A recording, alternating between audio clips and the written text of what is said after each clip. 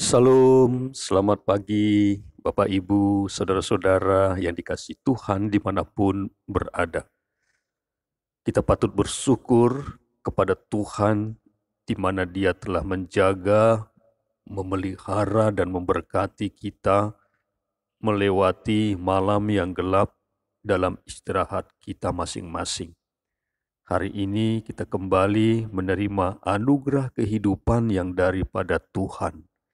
Sebelum kita melaksanakan segala aktivitas kehidupan kita sepanjang hari ini, mari kita mau tunduk dalam ketaatan untuk mendengarkan kebenaran firman Tuhan.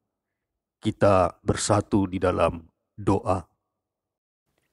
Terima kasih Tuhan, kami bersyukur kepadamu pada pagi hari ini, di mana Engkau menganugerahkan kembali satu hari lagi untuk kami jalani sebagai anugerah yang daripada Tuhan. Sejenak kami akan mendengarkan firman-Mu ya Tuhan. Berkatilah hati, pikiran, dan kehidupan kami, agar kami dikuatkan oleh kuasa Roh Kudus-Mu untuk melakukan setiap kebenaran firman-Mu di dalam hidup dan kehidupan kami. Terpuji dan termulialah Engkau Tuhan, dalam Yesus Kristus kami berdoa. Amin. Kebenaran firman Tuhan bagi kita pada hari Jumat ini, tanggal 25 Februari 2022, tertulis di dalam kitab Nabi Amos pasal ke-5 ayat ke-6. Amos 5 ayat ke-6 demikian firman Tuhan. Carilah Tuhan, maka kamu akan hidup, supaya jangan Ia memasuki keturunan Yusuf bagaikan api, yang memakannya habis dengan tidak ada yang memadamkan bagi Betel. Carilah Tuhan, maka kamu akan hidup, supaya jangan Ia memasuki keturunan Yusuf bagaikan api, yang memakannya habis dengan tidak ada yang memadamkan bagi Betel. Demikian firman Tuhan. Yang berbahagia ialah mereka yang mendengarkan firman Allah dan yang memeliharanya. Amin. Firman Tuhan pada pagi hari ini ada dalam sebuah perikop jalan yang menuju hidup. Dalam ayat ke-4 sampai dengan ayat ke-6 diulang sebanyak 2 kali bagaimana Tuhan mengajak umat Israel, kaum Israel untuk mencari Dia. Dalam ayat ke-4, carilah aku maka kamu akan hidup. Dan ayat ke-5 dikatakan, janganlah kamu mencari Betel, janganlah pergi ke Gilgal, dan janganlah menyeberang ke Berseba.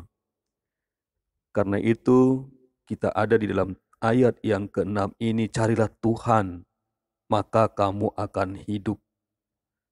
Supaya jangan Ia memasuki keturunan Yusuf bagaikan api yang memakannya habis dengan tidak ada yang memadamkan bagi Betel.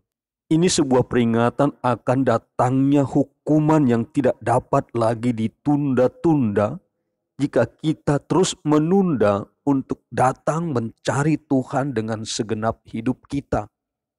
Ibadah-ibadah yang mereka lakukan hanya sekedar rutinitas dan hanya sekedar pemanis di dalam kehidupan mereka, dan mereka tidak sungguh-sungguh sebenarnya mencari Tuhan. Jangan sampai terlambat, nasi sudah menjadi bubur. Bapak Ibu saudara yang dikasihi Tuhan, ada sebuah peristiwa yang menarik di dalam kehidupan saya. Ketika semasa kuliah di Akademi Keuangan Perbankan di sebuah universitas di Jakarta, pada masa libur kuliah, saya ingin pulang kembali untuk berlibur ke rumah orang tua di Dumai.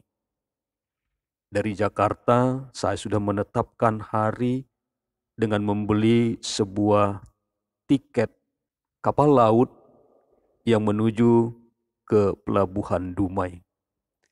Pada hari yang ditentukan untuk keberangkatan, ternyata saya tidak dapat tepat waktu datang ke pelabuhan di Tanjung Priuk.